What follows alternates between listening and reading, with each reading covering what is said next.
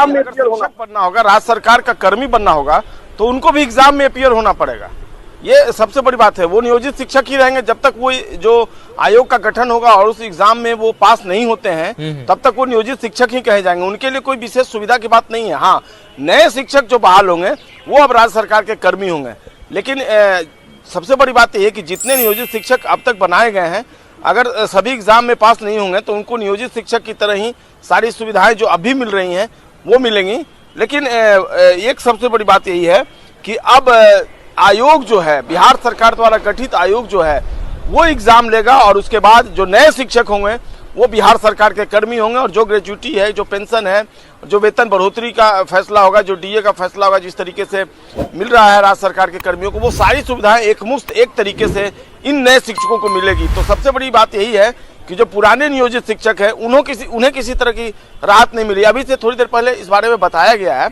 और जो हम लोगों ने जो एसीएस थे, अपर मुख्य सचिव थे मंत्रिमंडल सचिवालय विभाग के एस सिद्धार्थ, उनसे पूछा भी कि जो नए शिक्षक बनेंगे वो तो ठीक है, राज्य सरकार के कर्मी होंगे, जो पुराने नियोजित शिक्षक हैं उनको आप क्या फैसिलिटी दे रहे हैं? बोले उन्हें भी इस एग्जाम में अपीयर होना पड़ेगा।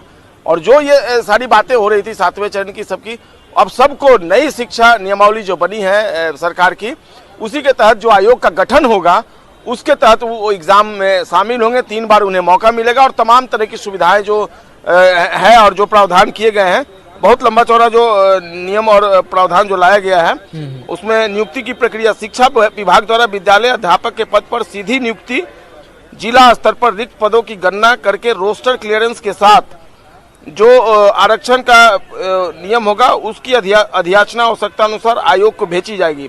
यानी जो जिला के अनुसार जो रिक्तियां होगी उसको आरक्षण के कोटिवार अधियाचना आवश्यकता अनुसार भेजी जाएगी और सीधी भर्ती हेतु जो नियुक्ति के लिए आवेदन मिलेगा उसकी अनुशंसा की जाएगी। उसके आलोक में आयोग रिक्तियों की संख्या विज्ञापित करेगा, यानी इसके लिए विज्ञापन निकाला जाएगा और आयोग द्वारा विज्ञापित आवेदन पत्र से विद्यालय में जो संख्या होगा वो तय होगा और अध्यापक अभ्यर्थी द्वारा योग्यता से संबंधित स्वघोषणा के आधार पर उनकी उम्मीदवारी का मूल्यांकन किया जाएगा।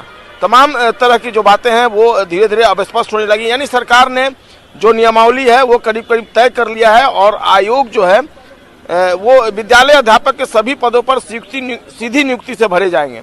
विद्यालय अध्यापक के पद पर नियुक्ति हेतु अनिवार्य जो अर्हता होगी यानी योग्यता होगी वो इस प्रकार से होगी: भारत का नागरिक हो एवं बिहार राज्य का स्थायी निवासी हो। देखिए, इंपॉर्टेंट बातें मैं आपको बता रहा हूँ जी। इंडिया का वो सिटीजनशिप उसको मिला हो लेकिन वो बिहार का नागरिक होना चाहिए। विद्यालय अध्यापक के पद पर नियुक्ति के लिए राष्ट्रीय अध्यापक शिक्षा परिषद द्वारा समय समय पर निर्धारित शैक्षणिक एवं प्रशैक्षणिक योग्यता को वो धारित करता हो, यानी उसके पास ये क्वालिफिकेशन हो। विशेष विद्यालय अध्यापक के लिए अर्हता भारतीय जो पुनर्वास परिषद है उसके अनुसार जो रूल रेगुलेशन है उसके अनुसार वो एक्सेप्ट किया जाएगा। तीसरी बात है कि राज्य सरकार एवं केंद्र सरकार द्वारा समय समय पर आहूत शिक्षक पात्रता परीक्षा उत्तीर्ण हो, लेकिन वर्ष 2012 से पूर्व नियुक्त एवं कार्यरत शिक्षक जो दक्षता परीक्षा उत्तीर्ण होंगे उनके लिए शिक्षक पात्रता परीक्षा में उत्तीर्णता अनिवार्य नहीं होगी। आयु जो है वो बताया गया कि प्राथमिक एवं मध्य विद्यालय में विद्यालय अध्यापक की नियुक्ति के लिए जो नियुक्ति वर्ष की 1 अगस्त को अभ्यर्थियों की न्यूनतम आयु 18 वर्ष यानी मिनिमम जो एज का कैटेगरी रखा गया है योग्यता वो 18 साल एवं कोटिवार अधिकतम आयु सीमा वही होगी जो राज्य सरकार के जो कर्मी होंगे समान प्रशासन विभाग द्वारा पहले से तय है उसके अनुसार निर्धारित किया जाएगा। इसके अलावा कई और जो नियम और जो प्रक्रियाएं निर्धारित की गई हैं उसके अनुसार समय समय पर एक और चीज दी गई कि प्राथमिक विद्यालयों में नियुक्ति के लिए नियुक्ति वर्ष की 1 अगस्त को अभ्यर्थियों की न्यूनतम आयु 21 वर्ष होगी एवं जो कोटिवार अधिकतम आयु की सीमा वही होगी जो राज्य सरकार द्वारा समय समय पर निर्धारित किया गया। तमाम तरह की बातें जो हैं अभी जैसा कि आप पूछ रहे थे जी, मैं आपको बता दूं कि नियम और जो प्रक्रियाएं हैं वो तय कर दी गई हैं। आयोग जो है जब डिस्ट्रिक्ट से जो वैकेंसी होगी शिक्षकों की वो आयोग को भेजा जाएगा। बिल्कुल बिल्कुल।